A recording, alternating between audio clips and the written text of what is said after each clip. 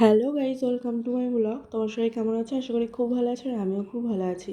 তো অনেক দিন পর তোমাদের সাথে ষষ্ঠী স্পেশাল একটা ব্লগ নিয়ে চলে আসলাম। তো সকালের পার্টটার ভিডিও করা হয়নি, মানে এইভাবে।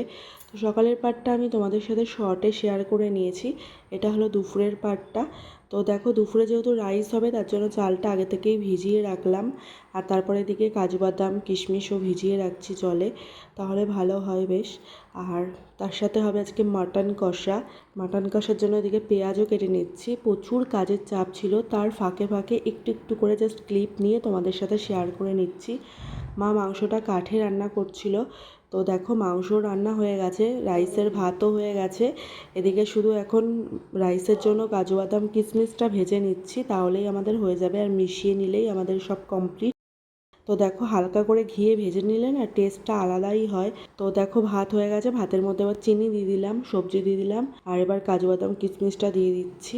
তো ভালো করে মিশিয়ে নেব। সামান্য লবণ দিয়ে দিলাম, প্রত্যেকবার না জায়ফল জয়িত্রী গুঁড়ো করে দিই। তো এবার আর দিলাম না, বাবার আনতে খেয়াল নেই, আর আনানোও হয়নি। তো একদমও খারাপ লাগছিল না, খুব ভালো হয়েছিল রাইসটা। আর দেখো, আমি গুছিয়ে দিয়েছি বরকে। তো ভাতের সাথে ডাল হয়েছিল, চিংড়ি মাছ, মাটন কষা, চাটনি, দই, মিষ্টি, আম, লিচু, তার সাথে স্যালাড, জল আর থামস আপ, এত কিছু দিয়ে গুছিয়ে দিয়েছিলাম। তবে ও রাইসটা খুব একটা পছন্দ করে না, তবে কিছু বলেনি, যেহেতু রাইসের সাথে মাটন কষা ছিল তাই জন্য চুপচাপ করে খেয়ে নিয়েছে। রাইসের থেকেও ভাতটাই বেশি ভালো খায়। আর তারপরে ভাত খাওয়ার পরে আইসক্রিম খেয়ে নিচ্ছিলাম। আর বিকেলের দিকে মা এখানে দেখো তালের শাঁস রেখেছে। এই তালের শাঁসগুলো মা রাখলো, মানে পাড়ার থেকে গেল, তো কেটে দিল না, কেটে দিলে একটু ভালো হতো। বললো যে চাপ মারলেই নাকি বেরিয়ে যাবে। তো যাই হোক, চলো, এইভাবেই খাচ্ছি এখন, এইভাবেই এখন খাবো। বেলা গড়িয়ে গেছে, সন্ধ্যা হয়ে গেছে এখন। বাবাকে এই শার্টটা দিয়েছি, এই শার্টটা, আর মাকে দিয়েছি এই শাড়িটা।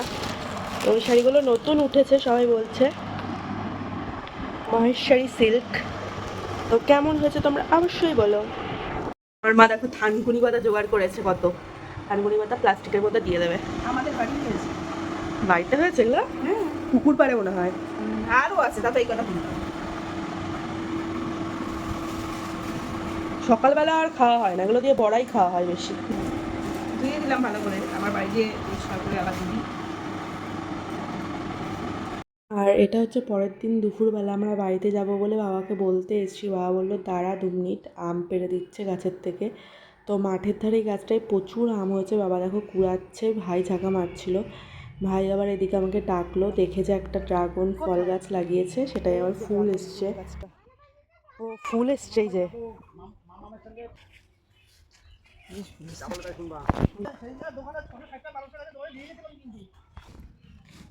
দেখো আমাদের পুকুরে কত শাপলা হয়েছে, কত শাপলা হয়েছে। চলো আমরা এখন বাড়ি যাবো। এই গাছটায় এখনো অনেক আম রয়েছে। এই গাছটা এবার ঠাকুর ঢেলে দিয়েছে আম।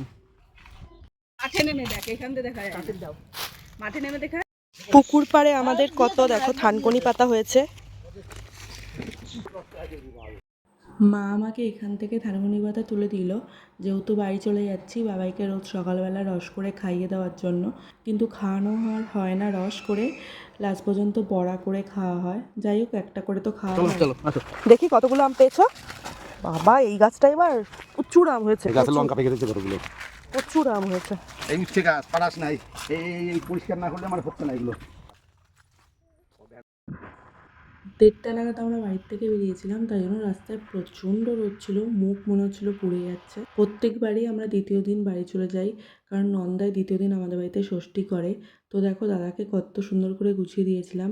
ভাত, তার সাথে লঙ্কা লেবু, তার সাথে হয়েছিল ডাল, ভেন্ডি আলু ভাজা, সবজির ঘ্যাট, ভেটকি মাছ, পাবদা মাছ, চাটনি, কালাকাঁদ, তার সাথে স্যালাড, আর তার সাথে ছিল আম, লিচু আর তালের শাঁস, আর তার সাথে ছিল জল আর ফ্রুটি। তো এই ছিল দুপুরের মেনু দাদার। তো আজকের ব্লগটাই অবধি, সবাইকে টাটা।